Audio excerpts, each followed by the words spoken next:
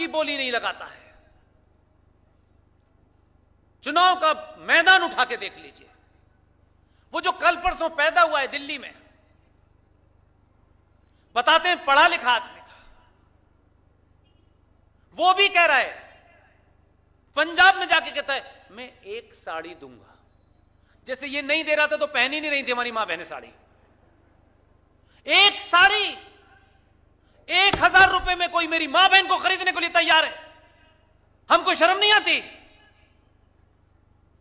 भूखे नंगे पंजर जोड़ने वाले बिक नहीं रहे हैं, इसलिए हर आदमी, हर सरकार, हर नेता उनकी ठोड़ियों में हाथ डाल रहा है।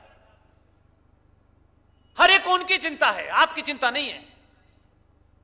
दूध सस्ता, पानी सस्ता, चावल सस्ता, फ्री बिजली, फ्री पानी। दुनिया की सबसे ज्यादा नदियां हो, वो लोग फ्री पानी भी में बिकेंगे, फ्री चावल भी बिकेंगे। अरे इससे अच्छा है कटोरा लेके सड़क पे बैठ जाओ यार। कैसे राष्ट्र की निर्माण किया है आपने? दुनिया आपके बारे में क्या लिखेगी यार? ये दुनिया के भूखे नंगे लोग हैं। 1 महीने की बिजली दे दो, ये किसी को भी बना लेते हैं। इसीलिए अंग्रेज यहां आ गए थे। तब आपके मान सम्मान को चोट नहीं लगती। घर में कोई मेहमान हो जाए, बड़ा घर ना हो, घर की चादर फटी हो, तो बड़ा शर्म आती है, मेहमान आ गया क्या करें। लेकिन पूरा दुनिया आपको देख रही है, ये फटीचर लोग यार बड़ी बड़ी बातें करते हैं यार, अरबपति खरबपति हैं, लेकिन ये वोट किस पे देते हैं? जो इनको 1 महीने की बिजली फ्री, बाकी 11 महीने की अपनी जेब से देते हैं। जैसे लग रहा था 1 ही महीने के पैसे कम पड़ रहे थे आपके पास। इसलिए इतना झूठ करते करते सब आप ही को खरीद रहे हैं। आप बिकना बंद करेंगे जिस दिन भी आप एक बार तय कर लें इस बार नहीं बिकना है। 24 घंटे लगेंगे भारत को सनातनी हिंदू राष्ट्र कहने में।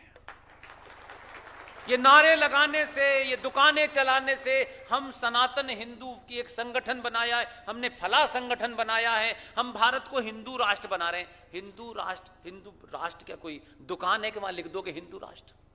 जिस दिन आप हिंदू हो गए बात खत्म हो गई। क्योंकि आपको यह बात कोई बताएगा नहीं, ना पार्लियामेंट की डिबेट में हुआ। पिछले 70 सालों में ये देश all practical purposes is Islamic state.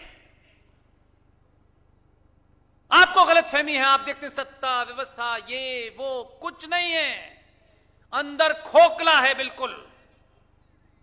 आपकी चुप्पी ने और आपके बिकने ने सक्सेसिव सरकारों को यह दबाव बना के कर दिया।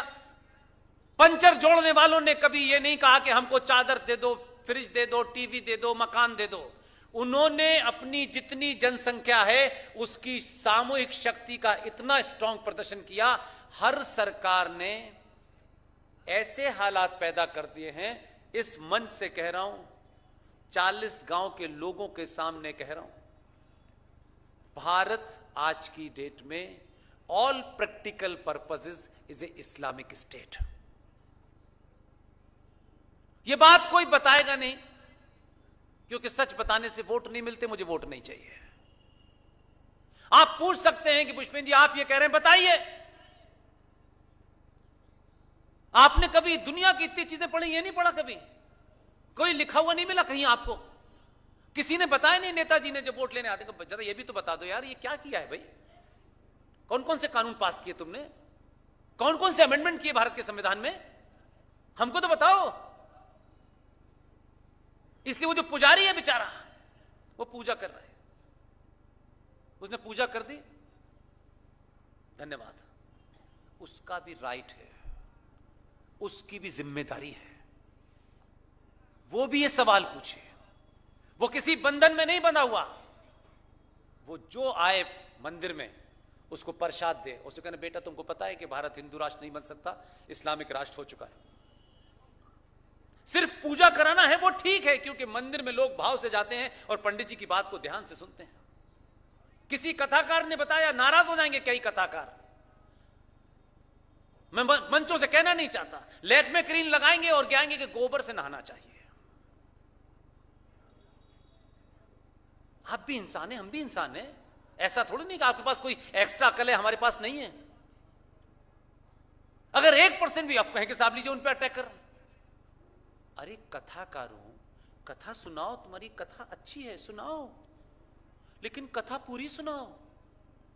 कथा जो है शुद्ध रूप से सनातनी हिंदू में राम की, कृष्ण की, उनकी लीलाएं, उनका पुरुषार्थ, उनके काम, उनका आदर्श बताओ, इसमें कोई दिक्कत नहीं है। लेकिन मेरा एक ही प्रश्न है यार, दाल में कंकड़ मिला लो, दूध में यूरिया मिला लो, पॉलिटिक्स में किसी को मिला लो, लेकिन हमारे भावों की रामायण में, हमारे भावों की उस गीता के अंदर मौला मौला अली अली को मत मिलाओ यार, उससे हमारा कोई लेना देना नहीं। तुम्हें अपनी दुकान चलानी है, चलाओ। ये बच्चा पूछेगा कल भाई कि राम भी वही हैं, कृष्ण भी वही हैं, मौला भी वही हैं, अली भी वही हैं, तो 17 साल की लड़की अली के साथ चली जाए तो कहते हो लव जिहाद हो गया। उसकी शुरुआत तो आपने की, इसलिए मैंने शुरू में कह दिया ये नहीं हो सकता। ना अली को जानते हो, ना मौला को जानते हो, कोई सच्चाई जानते नहीं हो, सिर्फ अपनी दुकान चलाने के लिए कह देते हो। तो उनका बहिष्कार उन्हीं लोगों को करना चाहिए, वो जो दूसरे कुछ बढ़िया कथा कहते हैं इस देश में। कथा कह रहे हैं, अच्छी कह रहे हैं, पूरी कह रहे हैं, कोई मिलावट नहीं। कथा को तो प्योर छोड़ दो यार, उसको भी आपने गड़बड़ करके रखा हुआ है। मेरा सिर्फ इतना ही कहना है, सच बोलिए। सच जो वो नहीं जो मुझे अच्छा लगे, आप सच कभी बदलता नहीं है, कभी नहीं बदला। इसलिए फरवरी में जो हुआ वो सब आपको पता है। फिर कैसे वो चुने गए देश के अपनी पार्टी के नेता, और उनको 2 सितंबर 1946 को देश के प्रधानमंत्री के पद पे लॉर्ड वॉविल ने शपथ दिलाई है। ये कम लोग जानते हैं। 2 सितंबर 1946 अंग्रेज अफसर लॉर्ड वॉविल ने हमारे फूल वाले चचा को देश के प्रधानमंत्री की शपथ दिलाई, जो बेईमानी से, खुल्लम खुल्ला बेईमानी से, बिना एक भी वोट मिले देश की कांग्रेस पार्टी के अध्यक्ष बने, और उसके बाद वो प्रधानमंत्री बने। और तीसरा घोटाला और सुनिए, आप सबको पढ़ाया गया होगा, हम सब ने भी वही पढ़ा है कि देश के पहले प्रधानमंत्री कौन थे? पंडित जवाहरलाल नेहरू। ठीक है साहब। फिर कहा गया देश के पहले गवर्नर जनरल कौन थे? हमने वो भी पढ़ा। लेकिन एक सवाल आता है मन में, और आप सबके आना चाहिए। ब्रिटिश साम्राज्य की नींव जिस आदमी ने रखी, जॉर्ज पंजम, उस खानदान का एक रिश्तेदार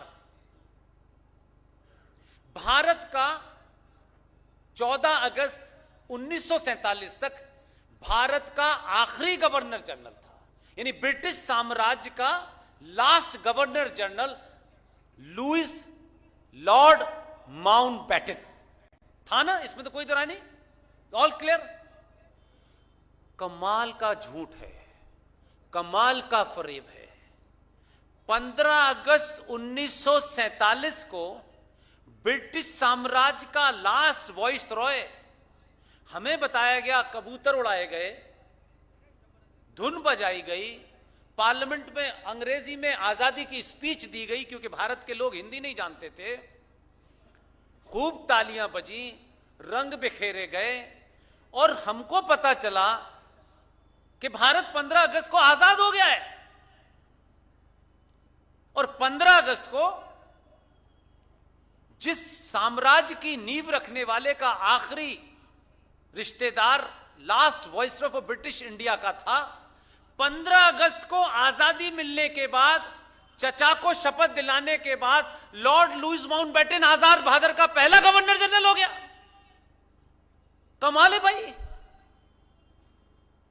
आजाद हो गया था तो क्या भारत में कोई आदमी इस कद का नहीं था कि उसे गवर्नर जनरल बना के या राष्ट्रपति बना के या उससे शपथ दिलवा देते? कम से कम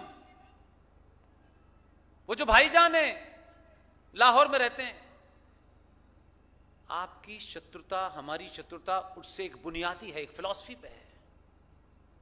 यहां के 2 चाटुकारों ने, जिसमें चचा भी थे, उनसे कहा भाई लॉर्ड लुइस माउंटबेटन को आप अपना गवर्नर जनरल बनाए। उन्होंने कहा शट अप, नॉनसेंस।